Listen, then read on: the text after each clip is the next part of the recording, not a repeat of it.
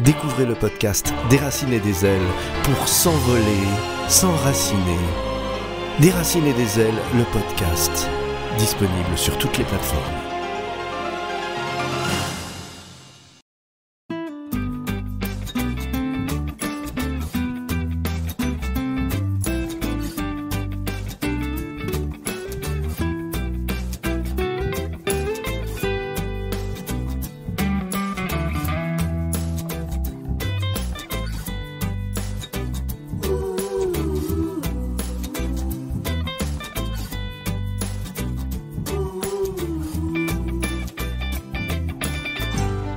L'Irlande, voilà un pays qui fait envie.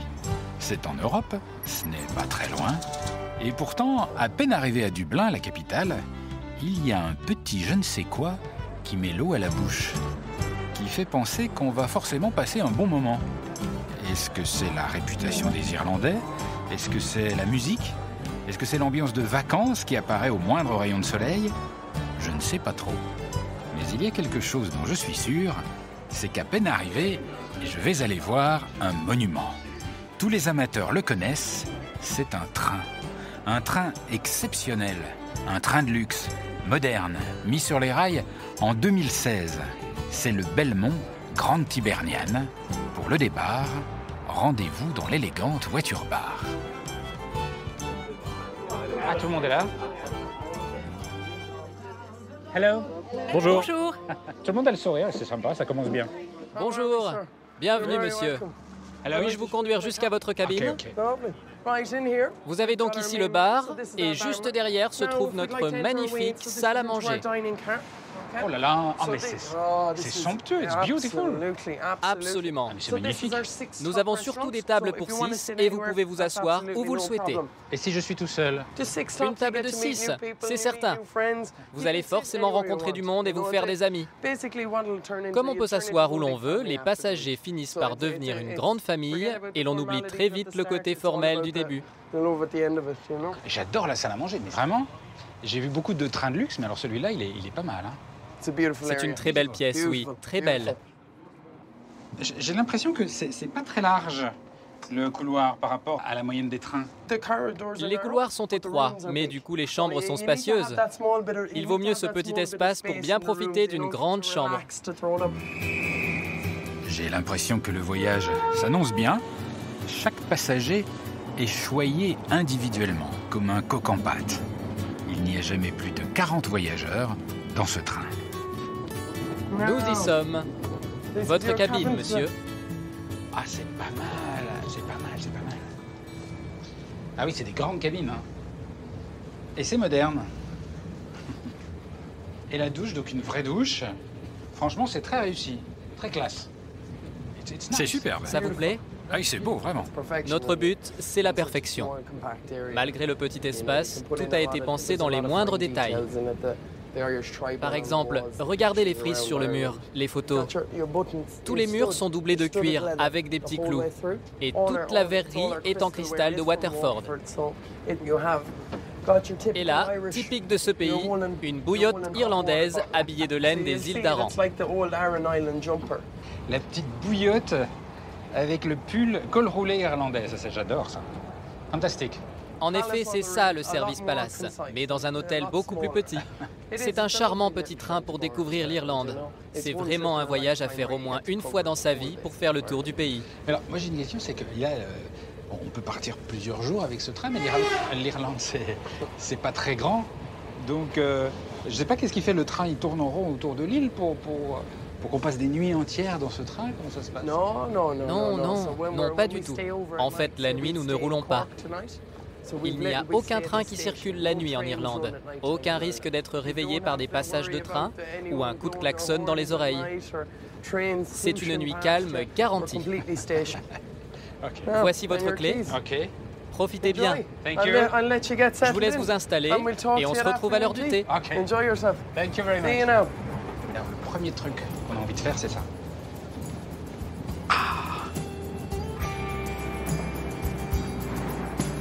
La première sieste est moelleuse à souhait, très moelleuse, et du coup, il est très vite l'heure d'aller prendre le thé.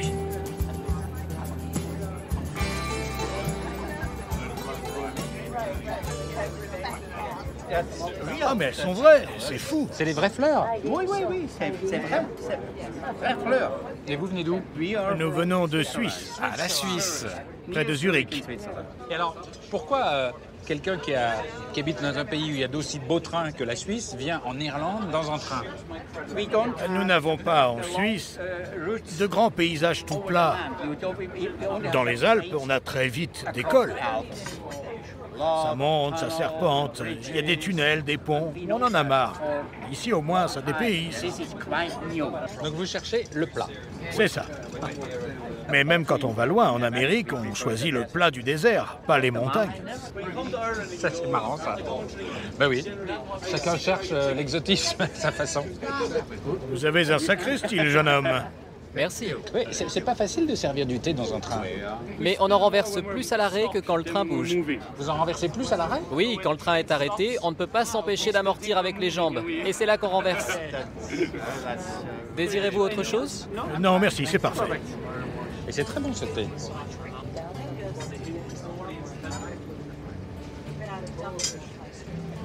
Ce que j'adore dans cette salle à manger, c'est que c'est extrêmement lumineux.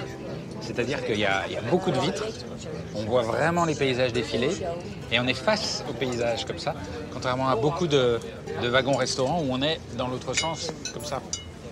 Et donc c'est le spectacle et les habits.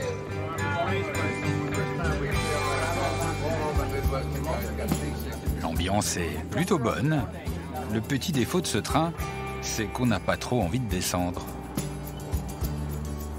Mais il va m'amener jusqu'aux portes d'une des régions les plus célèbres d'Irlande. Une célèbre terre brûlée au vent des landes de pierre, le Connemara. Et c'est comme dans la chanson, tout juste magnifique, comme on l'imagine. Impossible de ne pas aller s'y perdre.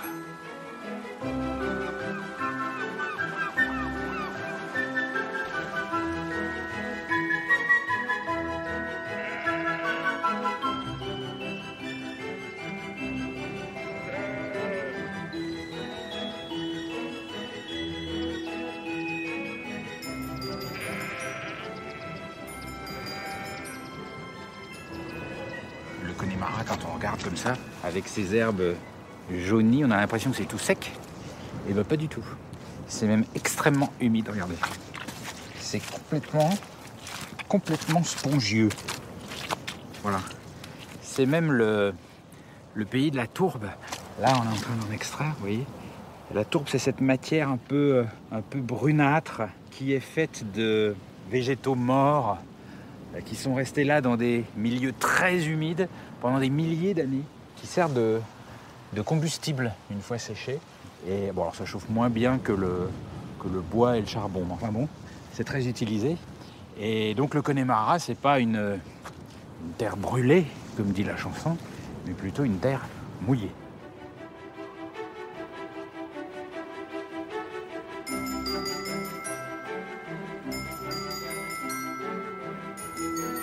Ici, il y a très peu d'habitants. On est au bout de l'Europe et même au bout du monde. Les moutons et leurs éleveurs vivent dans un décor de carte postale.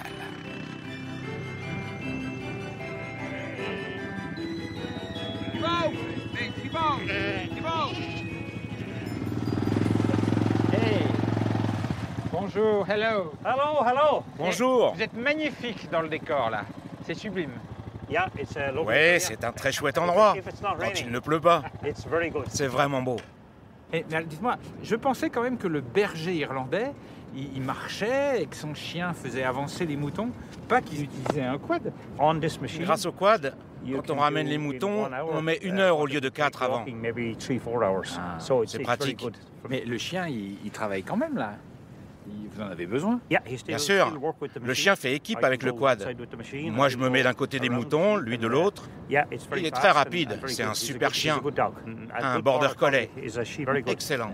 Eh ben, moi je vous dis que vous avez un beau bureau là quand même, franchement, c'est pas mal du tout. Un peu frais. We Oui, could say a little c'est bit sain, healthy, very fresh. bon pour la santé. Ah d'accord. Donc frais en irlandais, ça se dit bon pour la santé.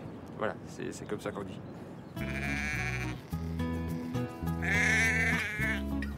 Au programme de la journée, il faut ramener les moutons à la ferme. C'est le jour de l'attente.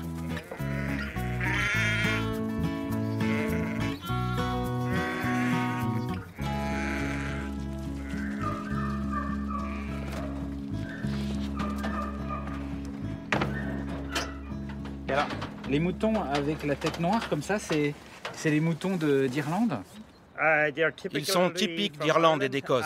Ce sont des Scottish Blackface. Ils sont parfaits pour le Connemara. Ils grimpent partout et ne craignent pas le froid des montagnes. Bon, c'est le moment? Ouais, on va se lancer. On va voir comment ça se présente. Ok.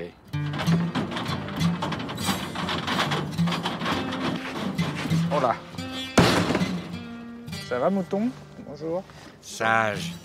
Il bouge pas, hein? Tu sais, n'importe qui peut tondre un mouton. Ah bon? La clé pour bien faire, c'est le contrôle. Il y a un truc, c'est de toujours anticiper les mouvements du mouton. Et comme ça, tu le contrôles. En général, je tonds de la main droite, la gauche serre la bête, et avec la jambe, je le maintiens.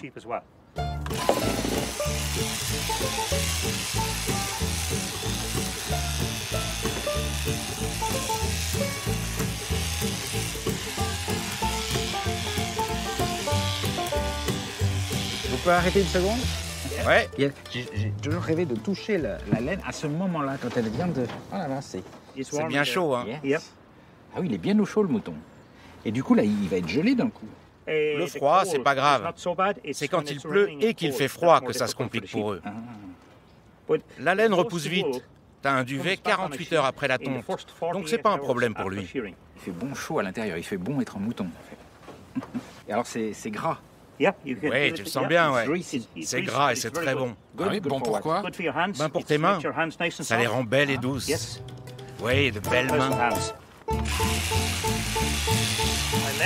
La main gauche, on bascule le mouton. Je remonte rapidement sur l'arrière de la tête. Tout le poids du mouton sur mon pied gauche. Et je bascule la jambe. Ah oui, mais c'est comme une chorégraphie, en fait. Ouais, c'est un peu ça, une petite danse. Allez, va, c'est fini. C'est bon, t'es libre. Ah, bah il doit être un petit peu remué, là.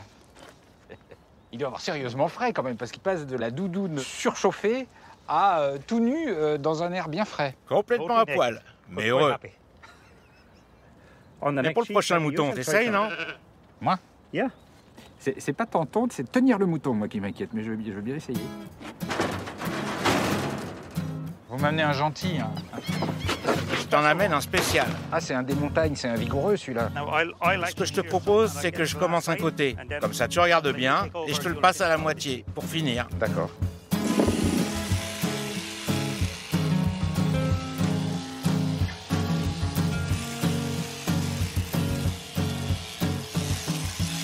Bon, Philippe, t'as bien regardé, là? Yes. Je te prépare tout. Ton grand moment est arrivé. Ah bon? Donc tu viens derrière moi, pose ton pied gauche. Là, comme ça? Oui. Ouais, il va se débattre. Ton pied droit, là, juste là. Là. Maintiens le mouton comme ça, vas-y. Qu'est-ce que je fais là? Il va pas se débattre dans tous les sens? Non, il bougera pas. Like this? Comme ça, ouais. Pose ta main là et maintiens bien la peau. Hein? Tu vas lentement et délicatement. Ok. Nice and easy. J'y vais tout doux, hein, t'inquiète pas, mouton. Voilà. Mais parce que mais le problème c'est qu'on ne sait pas comment c'est sous le poil, le relief. Donc je sais pas si je peux faire comme ça, comme ça, comme ça. Ouais, bien à plat. Descends un peu.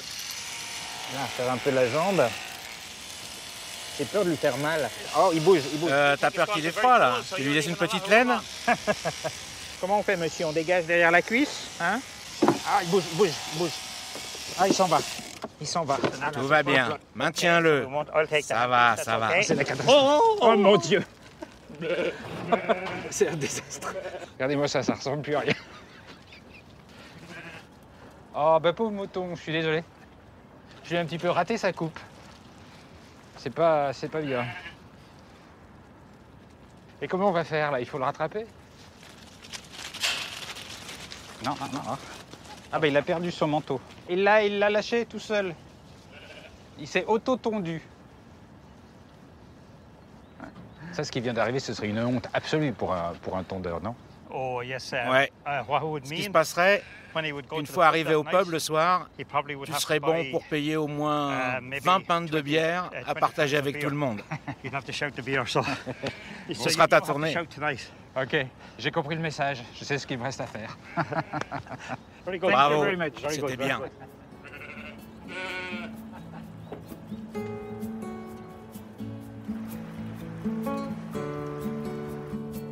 Le charme du Connemara, ce sont ses habitants, ses paysages, mais aussi une certaine forme de solitude, de silence. C'est un voyage intérieur.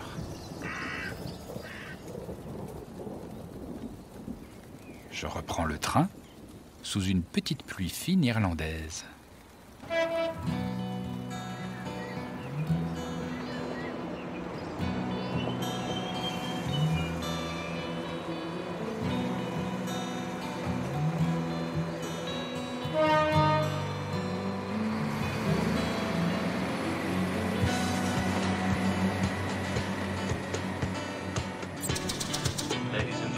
Irland Air welcomes you on board. This is the 1305 hours train from Galway to Houston Station. Hello. Bonjour. Hello. Can I sit here? Est-ce qu'on peut définir les Irlandais? Parce que quand on dit Irlandais, tout de suite, ça évoque beaucoup de choses. Mais on a du mal à savoir quoi précisément. Je pourrais te parler des lutins, mais ce n'est peut-être pas la meilleure réponse. Qu'est-ce que c'est que cette histoire de lutin? C'est ce qui revient le plus souvent dans l'esprit des gens. L'Irlande est un pays de lutins, avec un chaudron d'or, avec au pied un arc-en-ciel. C'est un peu une caricature, mais c'est comme ça qu'on est perçu dans pas mal de pays. Vous me dites les autres pays ont cette image de nous, mais ça vient bien de quelque part. Est-ce que les Irlandais croient plus que les autres aux lutins? Est-ce qu'il y a plus de lutins ici? D'où ça vient? Tu sais, on a un tout petit pays, avec de fortes traditions et des superstitions. Quand tu regardes Dublin, c'est une ville très moderne et qui a beaucoup changé récemment. Mais même à Dublin, il y a un esprit rural très fort, car il suffit de t'éloigner du centre et en 15 minutes, tu te retrouves en pleine campagne. Et je pense que les gens aiment ce côté traditionnel. C'est très présent en Irlande. Nos parents sont comme ça, nos grands-parents sont comme ça. Ma grand-mère, par exemple, me racontait une histoire. Elle disait que tu ne peux pas agrandir ta maison vers l'ouest, sinon un lutin va venir la hanter. Ça fait partie du folklore irlandais. Je ne sais pas de quand ça date, mais ce qui est sûr, c'est qu'on adore toutes ces légendes.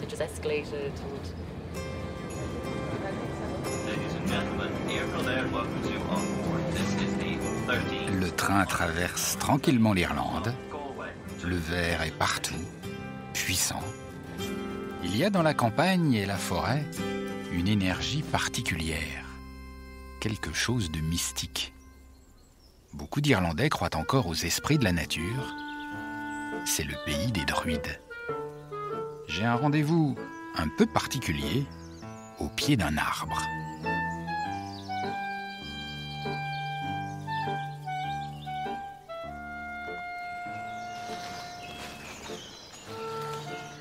Ah non, il dort plus. Bonjour. Bonjour. Qu'est-ce que vous faites au pied de votre arbre là? Vous faites une petite sieste? Non, pas du tout. J'étais en train de méditer. Je communique avec l'arbre. Je passe du temps avec lui. Et qu'est-ce que vous lui dites? On n'a pas besoin de mots pour communiquer. Nous respirons juste ensemble. On se comprend. Emer est druide. Une vraie druide. Son temple est la forêt. Le druide est un personnage qui a une grande autorité spirituelle chez les Celtes. Emer m'a donné rendez-vous un jour très précis. Aujourd'hui, une connexion particulière avec les esprits serait possible. Il y aurait comme une porte ouverte. Une cérémonie va avoir lieu.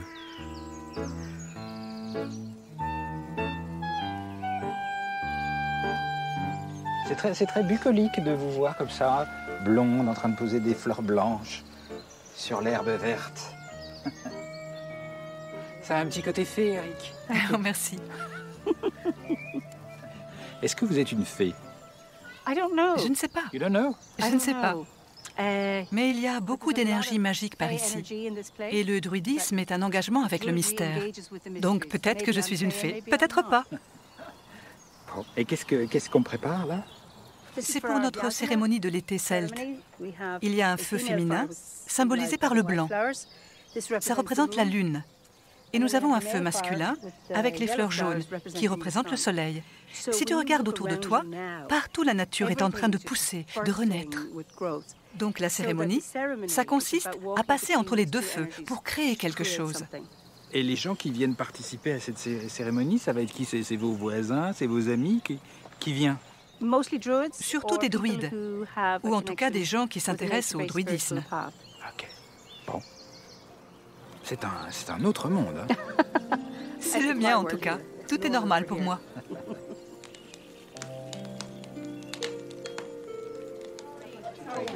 Ah mais il y a beaucoup de monde. Alors, est-ce que vous êtes druide? Oui. You are a druid. Oui, vraiment. Pourquoi tous ces druides alors qu'il y a d'autres religions qui sont venues depuis? Les druides n'ont jamais disparu. Nous avons toujours été là. Nous sommes un pays celte. Ça fait complètement partie de notre culture. Quand tu te balades dans la campagne, tu peux trouver plein de symboles magiques très anciens, comme les pierres levées, les dolmens. C'est notre univers. Nous appartenons à cette terre, tout comme le druidisme. Être druide serait donc ici en Irlande tout ce qu'il y a de plus naturel. En bon français, je suis un peu sceptique, mais je me laisse malgré tout emporter par la cérémonie. Au nom du saumon du savoir nageant dans l'eau sacrée, j'appelle la force, l'énergie de l'Ouest et les éléments aquatiques. Venez et soyez les bienvenus. La porte de l'Ouest est maintenant ouverte. Chaque participant va confier à un caillou un projet, un objectif personnel important. Prends cette pierre et confie-lui ton but. Lorsque tu l'auras atteint, libère la pierre en la rendant à la terre ou à la mer. Chacun devra garder son caillou sur lui et chaque jour, il sera comme un petit Jiminy Cricket qui vous rappelle le chemin à suivre.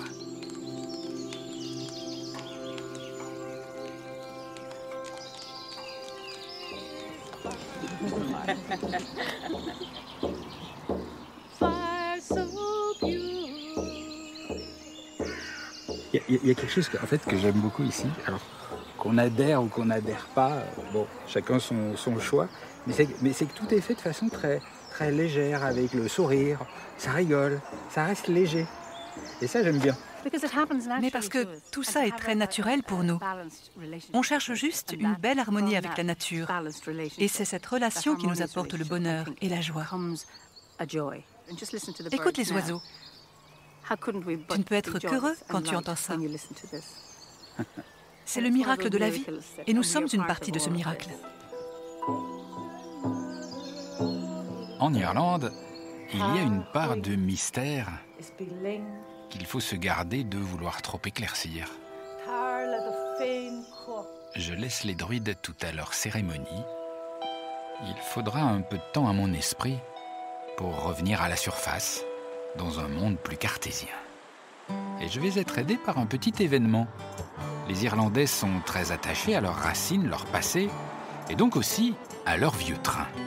J'ai entendu dire qu'on refaisait circuler une vieille machine mythique en gare de Tralee, et visiblement, c'est un moment à ne pas rater. Voilà, le voilà. Ça a l'air d'être des vieux wagons anglais des années 60. Mais apparemment, la pépite, elle est devant. Voilà, là, vous avez la dernière loco à vapeur qui a circulé en Irlande. Apparemment, son dernier jour de circulation, c'était au moment de Pâques, en 1970. Voilà. C'est pas si vieux que ça.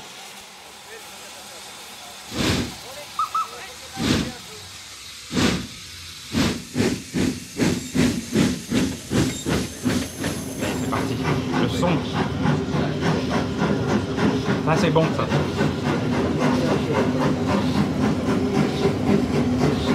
C'est extraordinaire. C'est avec ce périple en train vapeur, ce petit délice à travers le temps, que se termine la première étape de mon voyage en Irlande.